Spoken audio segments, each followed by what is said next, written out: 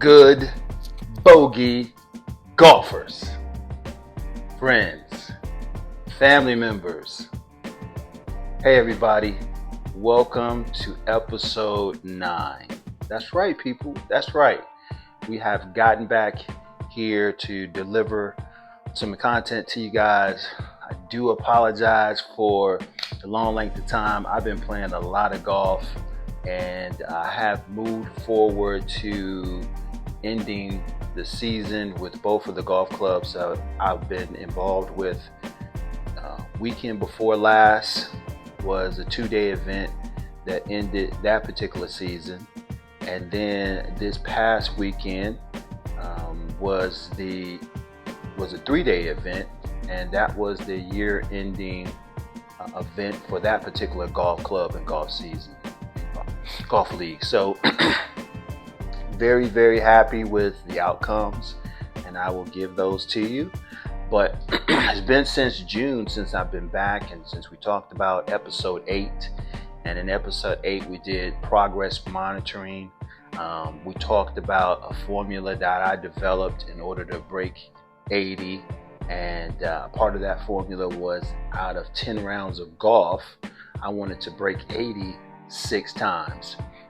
And I will say right away, as I said before, that I did not break 80 at all this particular year. But I'm not disappointed. I mean, I did have 2 hip replacement surgeries. My last hip replacement surgery was November 2024. My first hip replacement surgery was October of 2020. And I've had a lot of changes in how I go about from a physical perspective, and I had to kind of get my body back into being strong and durable, and I think I've accomplished a lot of that. Now I want to kind of improve on that and move forward. So let's do a quick recap. I kind of sort of did one, but let's do a quick recap of episode 8. So in episode 8 basically talked about progress monitoring, and talked about some of the mistakes that I was making that was preventing me from breaking 80. A lot of that information, I did keep that data. I did analyze that data. I've done my part as far as putting myself on film. Done a lot of part of making sure that I'm in the right positions from a swing standpoint, from a tempo standpoint.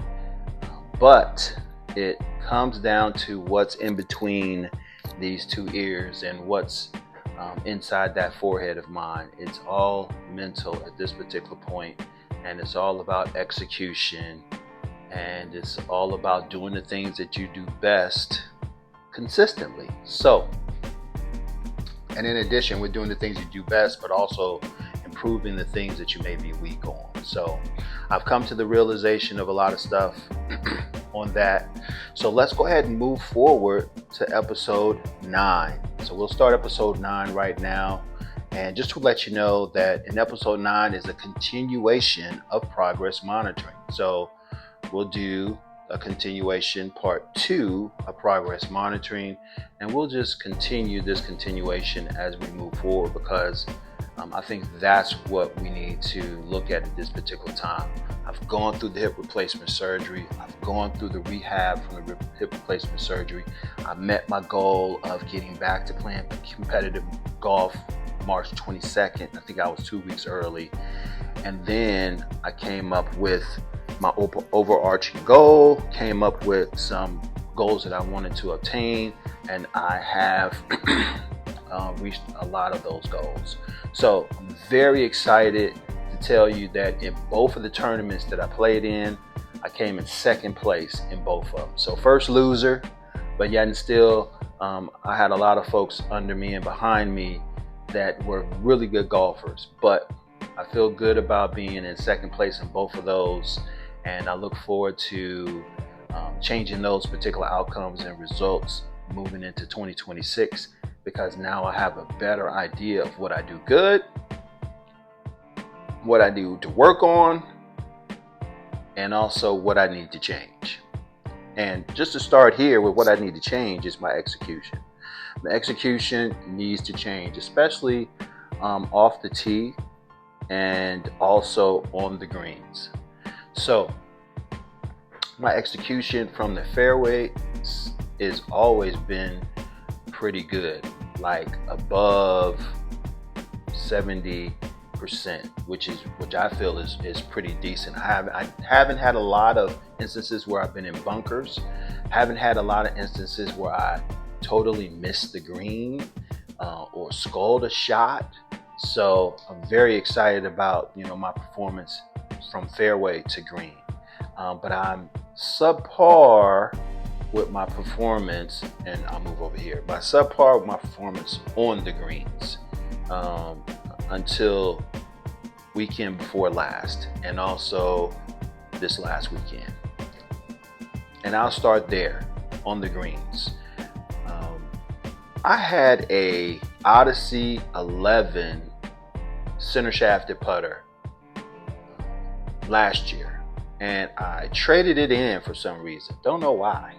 It was a good putter, and I went back to an old putter that I had that had a toe weight on it. So every time I would hit the ball, it would just automatically pull everything to the left of my target line. And eventually I said, I just can't take this anymore. I can't force this putter to work in the way I want it to work. So I'm going to go back to my Odyssey 11 center shafted putter and putt it fantastically. In the weekend before last, in my first tournament that I closed out my club in that particular year-ending tournament, I only probably in those 2 days maybe three times at the max in those 2 days. And then in the one that happened just this past weekend, I probably three putted twice again, and maybe 3 times, and that may have been on each day because it was a 3-day tournament. So very excited with the 1 putts and the 2 putts, the up and downs that I were able to make, and it just made me fall in love with that particular putter. That putter is going to be my putter.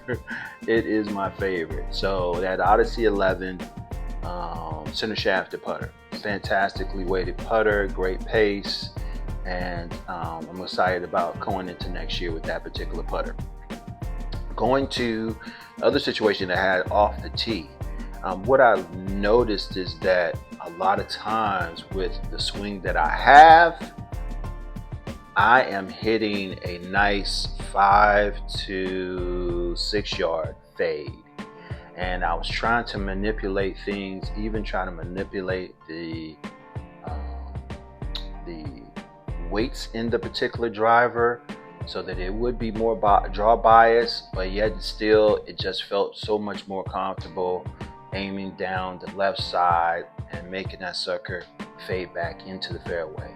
I still was long and than most of my playing partners, and I just really bought into it. So that really helped. In addition to that, my 3-wood was also had the same performance, so I was excited about that as well. I went and bought a 3 hybrid gapper, and that thing has just really fit in between yardage.